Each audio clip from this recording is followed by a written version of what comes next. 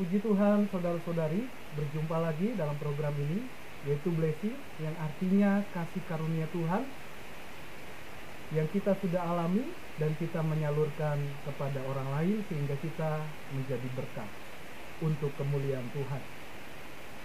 Masih seputar perkataan Tuhan Yesus atau khotbah Yesus di bukit dalam Injil Matius pasal 5, dan temanya adalah berbahagialah orang yang suci hatinya karena mereka akan melihat Tuhan atau melihat Allah. Untuk mendengar selanjutnya, kita awali selalu di dalam doa. Mari kita satukan hati untuk berdoa. Tuhan Yesus, terima kasih kami datang padamu. Kami percaya kehadiran-Mu tidak dibatasi dengan ruang dan waktu.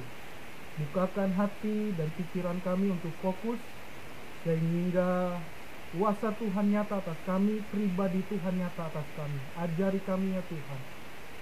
Dalam nama Yesus, orang yang mengalami Engkau tidak akan sia-sia. Haleluya. Amin. Saudara, mari kita buka Alkitabnya, satu ayat saja. Injil Matius pasal 5 ayat 8. Berbahagialah orang yang suci hatinya, karena mereka akan melihat Allah.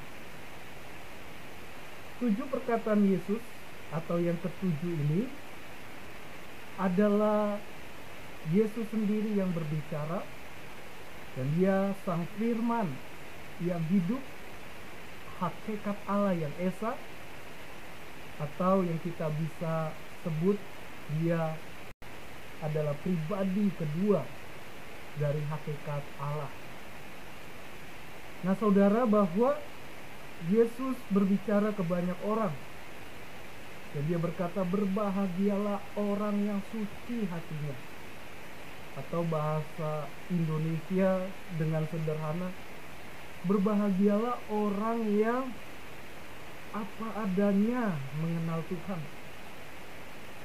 ya, yang transparan, tidak ada yang tersembunyi. Itulah orang yang berbahagia. Berarti kalau kita mau mengenal Allah yang esa, hakikat Allah yang esa, Bapa, Yesus Kristus, juga Roh Kudus, harus memiliki hati yang transparan. Memang sulit secara manusia, tidak mudah untuk memiliki hati yang transparan atau yang apa adanya. Tetapi yang suci hatinya di sini,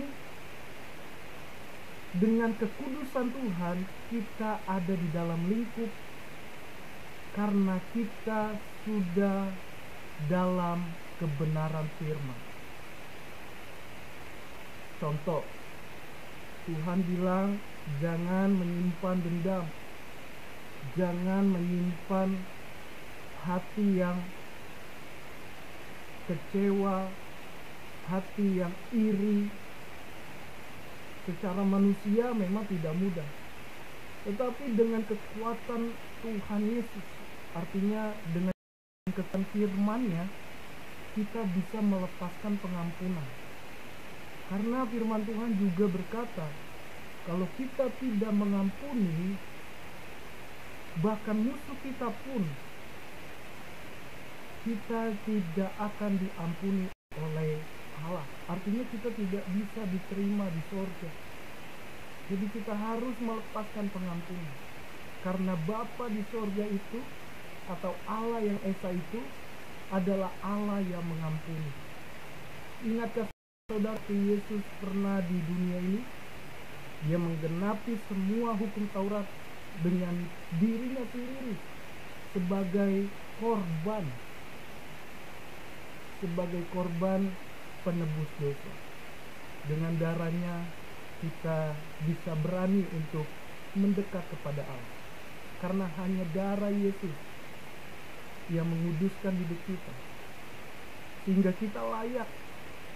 Karena kata berbahagia adalah kita dilayakkan, kita bisa berkenan di hadapan Tuhan, di hadapan Raja. Nanti kelak kita akan melihat setelah kita meninggal dunia. Tetapi selama kita masih hidup di dunia ini, Dia sudah mengarahkan kepada kita, berbahagialah. Artinya Engkau bisa bersuka cita, engkau bisa melihat aku, engkau bisa mengalami aku. Berkenan Tuhan atas diri kita. Yang apa? Yang suci hatinya, yang terbuka dengan Tuhan, yang transparan dengan Tuhan. Saudara, tadi saya kasih contoh hal sederhana, yaitu tentang hati yang mengampuni. Nanti ayat selanjutnya pasti membahas juga tentang pengampunan. Ampunilah akan kesalahan kami, seperti kami mengampuni orang yang bersalah kepada kami. Jadi Tuhan mau kita terbuka, hati yang suci. Dikatakan apa? Kita pasti melihat Allah. Artinya kita akan berjumpa dengan Allah di dalam kerajaan-Nya yang kekal selama-lamanya. Dan kata melihat Allah juga menunjukkan bahwa percaya oleh Tuhan, kita bisa mengalami Dia, sehingga kita bisa melihat kemuliaan-Nya. Karena hakikatnya tidak bisa dilepaskan.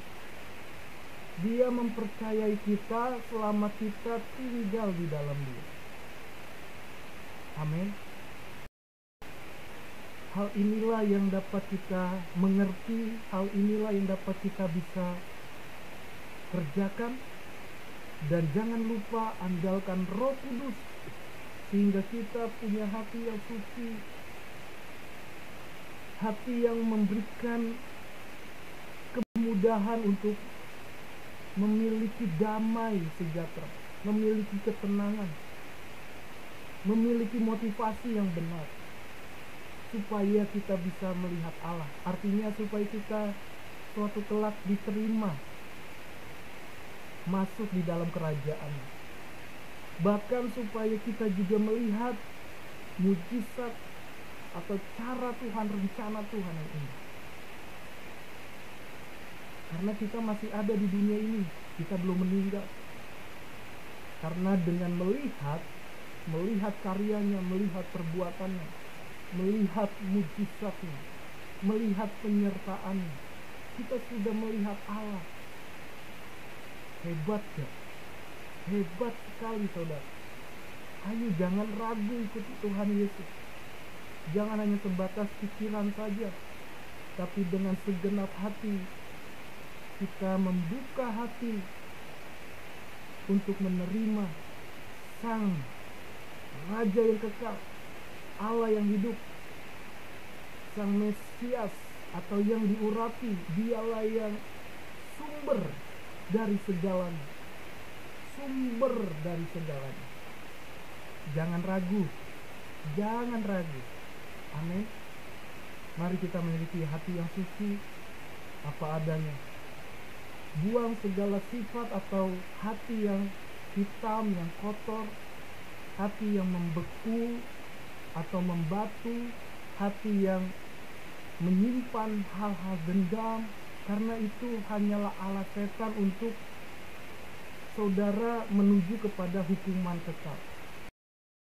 Hati yang busuk, milikilah hati yang suci. Kita berkenan di hadapan Tuhan, kita bisa melihat kemuliaan-Nya, dan kita nanti berjumpa dengan Dia suatu kelak ketika kita dipanggil. Itu saja. Selebihnya biarlah Roh Kudus yang mengajari kita, yang mengurapi kita, yang memberi kita hikmat. Kita minta kepada Tuhan. Dan saya akhiri di dalam doa. Mari kita berdoa. Tuhan, terima kasih. Kami mohon, kami memiliki hati yang suci untuk melihat Allah, supaya kami bisa mengalami kemuliaan-Nya dalam tuntunannya, penyertaannya, perlindungannya, kasihnya, berkatnya, jalan keluar. Sebab orang yang mengandalkan Tuhan, orang yang membuka hati untuk Tuhan, yang berseru kepada nama Tuhan, pasti diselamatkan, pasti ada jalan keluar. Terima kasih Tuhan, terpuji nama-Mu, dalam nama Yesus. Haleluya, amin. Dan Yesus memberkati kita semua. Sampai ketemu di hari selanjutnya. Tetap stay tune di program ini. Tuhan Yesus memberkati. Jangan lupa bantu share lewat sosial media saudara.